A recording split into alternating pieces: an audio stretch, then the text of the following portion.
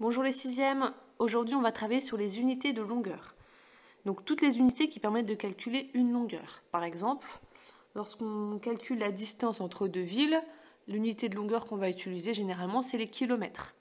Si je calcule calcule la longueur d'une fourmi, ça pourrait être en millimètres. Si j'ai tracé un carré dans mon cahier d'exercice, du coup la longueur d'un côté on va plutôt utiliser ça en centimètres. Donc le but de la leçon aujourd'hui, c'est de revoir toutes les unités de longueur que vous devez connaître et aussi savoir les convertir. Donc par exemple, savoir de passer de kilomètres en mètres ou savoir comment passer de millimètres en décimètres par exemple. Donc je vous rappelle ce petit tableau que vous devez savoir refaire. Donc les unités que vous devez connaître de la plus petite à la plus grande, on a les millimètres, donc pour mm, centimètres ici, décimètres, les mètres, les décamètres, attention, ne pas confondre décamètres et décimètres, les hectomètres et les kilomètres. Donc on va revoir avec un exemple comment convertir certaines de ces unités de longueur. Donc on va faire 4 exemples ensemble qui sont ici. Donc voilà, je ne vais pas les redire, on va faire petit à petit. Voilà, quand vous avez ce genre d'exercice, le but, ça va être de placer l'unité que vous connaissez, les 17 décamètres, et seulement après on verra comment les mettre en centimètres. Moi ce que je vous conseille, c'est quand vous avez le nombre ici, tout de suite d'entourer le chiffre des unités. D'accord, là si j'ai 17, le chiffre des unités ça va être un 7.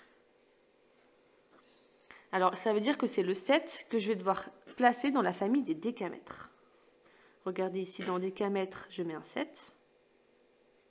Et après il ne me reste plus qu'à compléter, qu'à réécrire pour avoir bien le 17. Donc du coup j'ai un 1 qui va ici. Là on a bien écrit 17 décamètres. On va vouloir mettre ça en centimètres. Donc là le nombre on n'a pas besoin de le changer. Ce qu'il va falloir faire, ça va être soit de rajouter des zéros, peut-être rajouter des virgules, pour qu'on ait des centimètres. Voilà, centimètres, ici, voici la famille, la colonne que je dois avoir. Moi, du coup, si je veux des centimètres, ça veut dire que je veux que mon chiffre des unités ici que je vais écrire, ce soit celui-là. Donc, du coup, j'ai juste à rajouter 3 zéros. Du coup, 17 décamètres, c'est égal à 17 000 centimètres.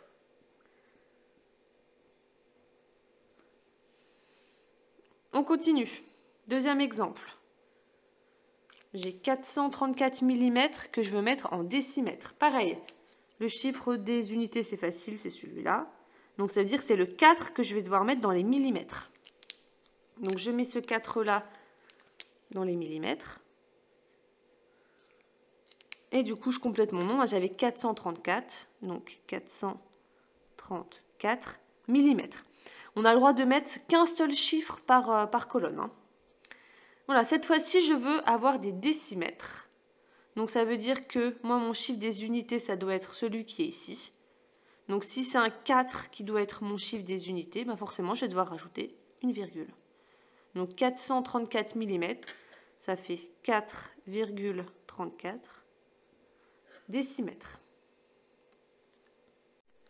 On continue. Maintenant, j'ai 13,7 hectomètres que je veux mettre en mètres. Alors, attention ici, je ne vais pas entourer le dernier chiffre. Je ne vais pas entourer le 5 parce que 5, ce n'est pas le chiffre des unités. Comme c'est le premier chiffre qu'il y a après la virgule, 5, c'est le chiffre des dixièmes. Donc, le chiffre des unités, c'est le 3.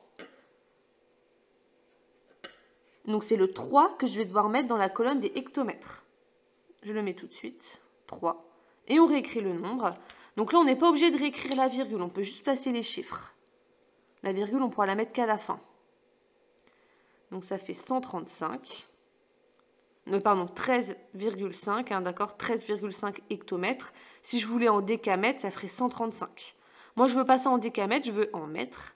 Donc, je veux avoir un nombre tel que mon chiffre des unités ici, il soit en mètres. Donc là, je suis obligée de rajouter un 0. Donc, 13,5 hectomètres, ça fait 1350 mètres. Voilà, et j'ai bien fait de ne pas laisser la virgule, parce que si vous laissez la virgule, vous faites généralement la faute de me dire que 13,5 hectomètres, ça fait 13,50 mètres. C'est pas vrai, hein. 13,5 et 13,50, c'est la même chose. Donc, quand vous devez écrire là vos premiers nombres, on écrit sans virgule. On la met seulement après si besoin ici. Et dernier exemple, hop, je vais faire l'inverse, je vais mettre ici. Donc, vous devez placer 28,6 cm et le convertir en décamètres.